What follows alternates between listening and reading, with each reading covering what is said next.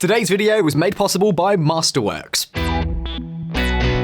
There's one word that you've probably been hearing a lot over the past few months: inflation. Central banks are printing money like there's no tomorrow. Whatever it takes. This has led to a 5.3% increase in prices in the US alone, the highest level since 2008. Up until now, the usual way to hedge against inflation was to invest in gold, stocks, or even real estate. But there are new alternatives, and we want to show you a very interesting one: art. The art market is valued at $1.7 trillion, and Deloitte estimates that it could grow another $900 billion by 2026. What's more, it's proven to be very profitable. In fact, amongst the great fortunes, it is a very typical bet. Take the Rockefeller family. They invested their fortunes to amass one of the greatest art collections in history, which sold for a record $835 million in 2018. Okay, I'm sure you're thinking, but Josh, why do I care about this? How am I going to diversify my portfolio with a Picasso or a Warhol artwork which cost millions? That stuff is totally out of my league. Only billionaires can do that. Well, hold on, because that's where Masterworks comes in. Masterworks' mission is to make it possible for anyone to invest in great works of art through fractional shares. With Masterworks, you can co-own exclusive pieces of art that helps to protect you from inflation and even make a significant return. For example, investors who bought Banksy's Mona Lisa with Masterworks achieved an annualized return of 32%. Just go to the website using my link below to create an account. After that, you can browse their selection of works, like this painting here by Pablo Picasso, and select how much you want to invest. When Masterworks sells the painting, you get your portion of the proceeds. Are we looking at a new form of alternative investment to diversify and optimize our portfolios? Use the link in the description to skip the waitlist and register. And as always, in everything related to investment, tread carefully. Nothing is risk-free.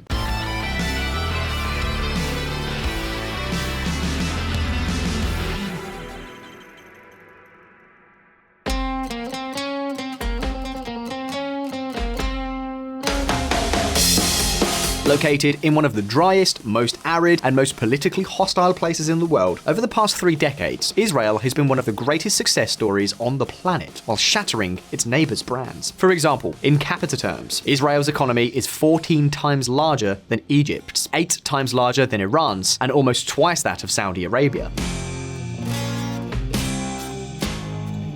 That is not all. If we measure economic output in terms of per capita, it already exceeds that of countries such as Canada, the United Kingdom, and Japan. VisualPolitik fans, in a land as arid as it is hostile, the Israelis have been able to set up an efficient, productive, and very, very advanced industrial economy, perhaps the most technologically advanced of all. For example, as a percentage of GDP, this is the country that invests the most in research and development in the world. According to World Bank data, we are talking about almost 5% of the entire national economy.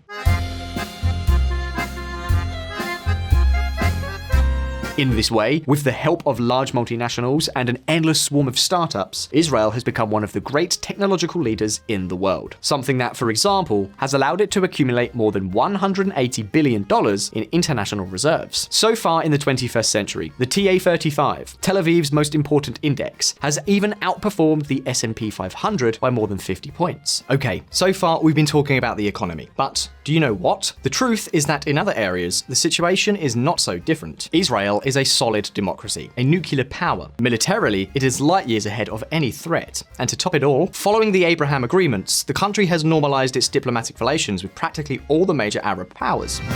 Israel and United Arab Emirates work towards instituting a free trade agreement. Obviously, as in any other place, there are also problems. But in general, I think that if we had to choose a term that could summarize the evolution that the Hebrew country has undergone over the last 20, 30 years, there could be no better term than the word success. Economic success, diplomatic success, and military success. However, VisualPolitik fans, don't launch the fireworks just yet, because despite all this enormous success, Israel has been unable to solve or even advance a solution to its biggest political and social problem, Palestine.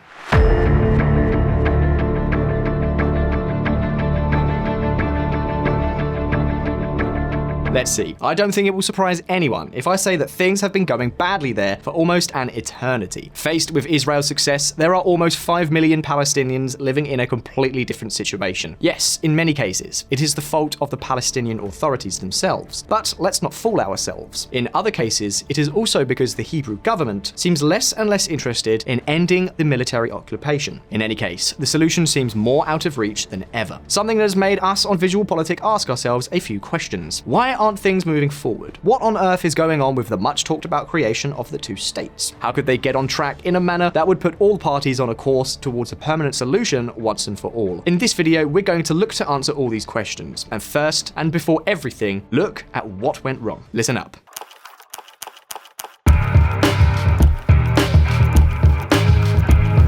The failed path of the two states.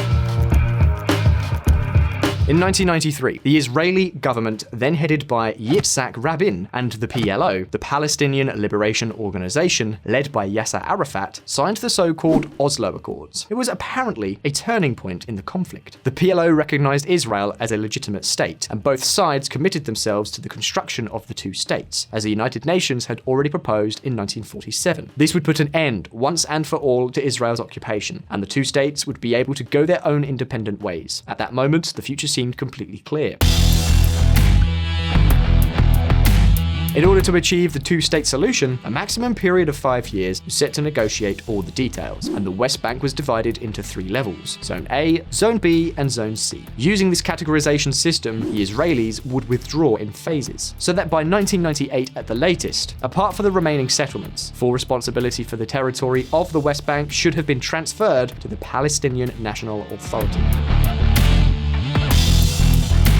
However, things evolved in a radically different way. Almost 30 years have passed since the Oslo Accords, and everything has remained more or less the same. Well, no, that's not entirely accurate. The truth is that things have become much more complicated. Look, for example, at the so-called Area C, which covers more than 60% of the entire West Bank. Today, the Israeli government maintains full control over the security and administration of this territory. And not only that, the Palestinians basically cannot carry out any activity in this area, which, as we have already said, represents most of the West Bank. They cannot manage it, they cannot register land, they cannot exploit its natural resources, and they cannot build unless they receive a special permit from the occupying authorities. A permit that, in practice, is almost impossible to obtain.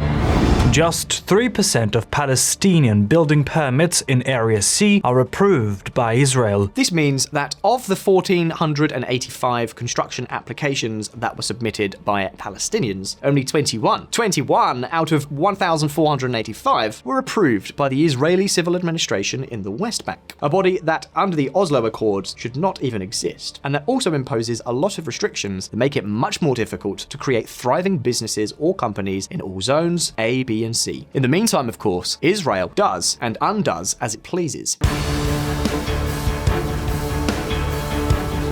For example, it builds military installations, expropriates lands to build roads and infrastructure for the exclusive use of Israelis, and it expands settlements. In fact, regarding the issue of settlements, there is a lot to be unpacked. You see, Israel began building settlements shortly after occupying Gaza and the West Bank following the 1967 Arab-Israeli War. However, following the Oslo Accords, things have gotten out of control, and the settlements have sprung up like mushrooms. That is, exactly the opposite of what was agreed. In fact, while in 1993 there were about 110,000 settlers in the West Bank. Since then, this figure has increased almost fourfold. And what is even more striking, they just keep growing, encouraged and subsidized, of course, by the Israeli government itself, and by the attraction of much cheaper housing.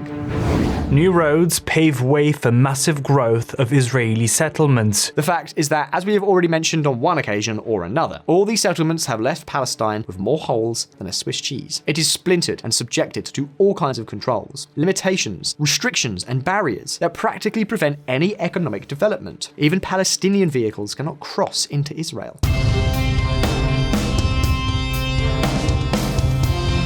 And obviously, the 9-meter walls that surround many areas of the West Bank and the endless security checkpoints along the so-called Green Line do not facilitate either foreign investment or business growth. Take, for example, the case of Azun Atmeh, a Palestinian village in the middle of the West Bank that is surrounded by Israeli settlements and the imposing walls and fences of separation. Getting around from here is not easy at all.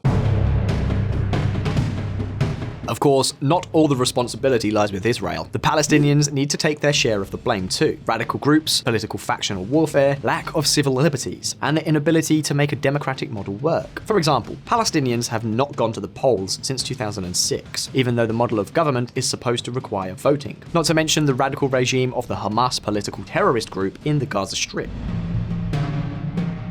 Be that as it may, not only does the solution to the conflict seem more distant than ever, but the two-state solution itself is beginning to seem unfeasible. The Israeli settlers that are already so numerous that it is obvious that they are not going to leave the West Bank, and of course, Israel is not going to leave the security and transit routes of these settlements in Palestinian hands. Something that has caused both Israelis and Palestinians to begin to weigh up another possibility. Of course, as you will see, it doesn't seem to be a viable solution either. Listen up.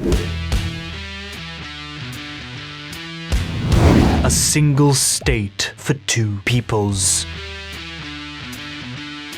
Israeli settlers have more and more power and influence in parliament, and also in the civil life of Palestine. Perhaps this has contributed to an idea that has been slowly growing in Israeli politics, to turn Palestine, particularly the West Bank, into a kind of protectorate or permanent colony. In other words, annex the territory and throw the two-state solution into the dustbin once and for all. And take note, because according to a poll by the Israeli Democracy Institute conducted in 2020, just under 30% of Israelis were clearly opposed to this idea. And after the latest war with Hamas in 2021, this percentage may have dropped even further. Of course, under no circumstances is there any question of granting citizenship to the nearly 3 million Palestinian inhabitants of the West Bank, let alone those of Gaza.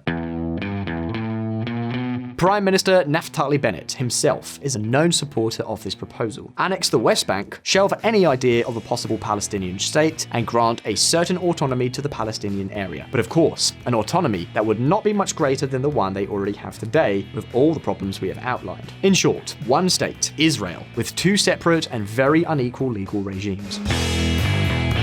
As harsh as it sounds, it would be something like recognizing a model similar to apartheid. A model that could not change, because the Israelis themselves would never be willing to do so, for several reasons. First and foremost, because of an essentially demographic issue.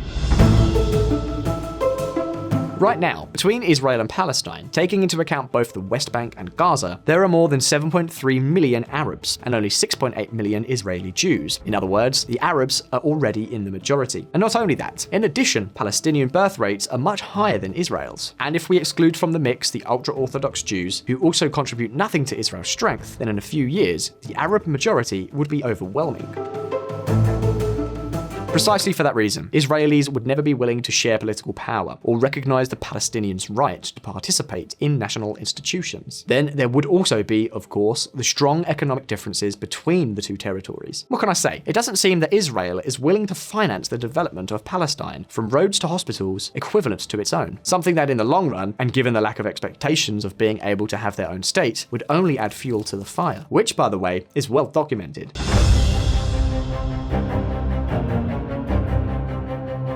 As we've already seen in the case of Afghanistan, some studies by the University of Oslo and also by the London School of Economics suggest that a lack of prosperity is a key ingredient of revolutionary and radical processes, particularly in Muslim countries. So what we would have in the face of a possible annexation of the West Bank would basically be the worst of solutions. But take note, because it is not only Israelis. According to a recent poll, only 40% of Palestinians still believe in the two-state solution. So if one thing is clear, it is that things cannot continue as they are.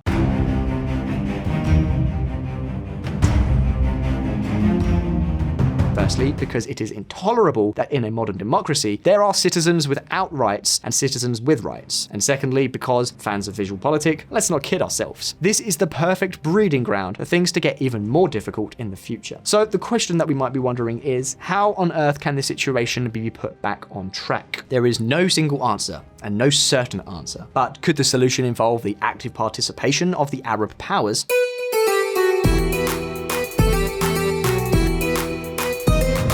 A transitional Arab protectorate.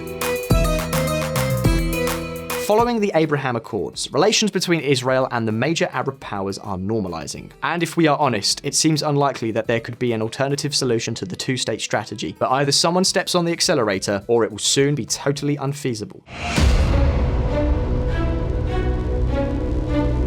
Israel wants security, for example, against Hamas attacks from Gaza. The problem is that, by itself, it cannot achieve this because it is still the enemy, with all that this implies. In the end, restrictions, detentions, and hardships only feed suspicion, hatred, and confrontation. But what if the international community were to commit to providing security? For example, by creating and financing real Palestinian institutions whose work would be supported by an armed force composed of police and military from other Arab countries. A force that would arrive not to occupy Palestine, but to support temporarily the creation of a real Palestinian state. In this way, perhaps institutions could be put in place that, working alongside Israel and the international community, would be able to take effective control of the territory. At the same time, economic reforms and investment plans could be implemented to boost the Palestinian economy. Sooner or later, this would allow the walls, barbed wire fences, checkpoints, and fortifications along the Green Line to be demolished.